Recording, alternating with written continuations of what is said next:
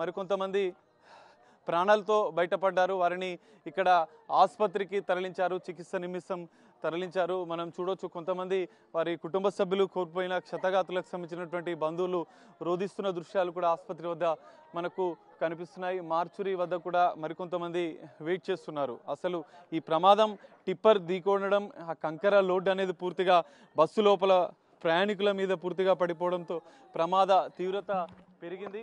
ఇక్కడ కుటుంబ సభ్యులు కూడా ఇక్కడికి ఉన్నారు. ఒకసారి మనం వాళ్ళతో కూడా మాట్లాడించే ప్రయత్నం చేద్దాం. ఒకసారి అంటే ఏం జరిగింది ఏంటనే విషయం మనం తెలుసుకుందాం. అన్న మీరు ఎక్కడి నుంచి అన్న? శ్రీరామ్ నగర్ తాండ వికారాబాద్ విలేజ్ ఉంటుంది. అక్కడ నుంచి అక్కడ ఏదో మొయినాబాద్ దగ్గర హాస్పిటల్ చేస్తారు. కాలేజ్లో హాస్టల్ అందులో పనిచేస్తే మార్నింగ్ వచ్చిందన్న.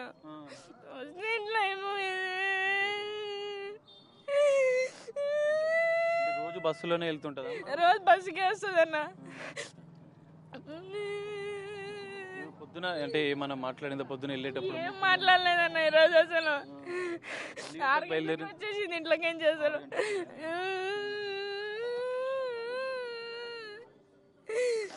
పొద్దున వెళ్ళేటప్పుడు ఏమన్నా చెప్పిందా మీతో? అసలు ఏంది ఎట్లా జరిగింది అనేది నాకేం తెలుసు ఎట్లా జరిగింది అనేది. చూడొచ్చు ఇక్కడ కుటుంబ సభ్యులు తన తల్లిని కోల్పోయింది. ఉదయమే కాలేజీలో పనిచేస్తున్నటువంటి తల్లి మొయినాబాద్కు వెళ్తుంది. రోజు ఆర్టీసీ బస్సులోనే వెళ్తుంది. కానీ ఈరోజు ఈ ప్రమాదం జరుగుతుందని అనుకోలేదు. తల్లిని కోల్పోయామంటూ హృదయ విదారకంగా రోధిస్తున్న పరిస్థితి. ఇక్కడ మార్చిరి వద్ద కూడా మరికొంతమంది ఇటు కుటుంబ సభ్యులు కూడా రోధిస్తున్న పరిస్థితి.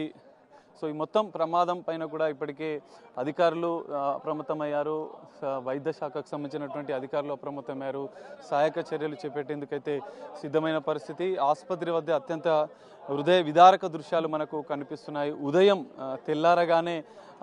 తెల్లారగానే వారంతా కూడా పనులకు, ఇటు విద్యార్థులు చదువు కోసం, మిగతా ఉద్యోగులు ప్రైవేటు సంస్థల్లో పనిచేసే ఉద్యోగులు కూడా ఉదయం తెల్లారగానే రెడీ అక్కడి నుంచి వెళ్తూ ఆర్టీసీ బస్సులలో వెళ్తుంటారు. సో ఈ నేపథ్యంలోనే ఆర్టీసీ బస్సులో ఇంత దారుణమైన ప్రమాదం జరగడం పట్ల కొంతమంది అత్యంత బాధను వ్యక్తం చేస్తున్న పరిస్థితి కనిపిస్తుంది.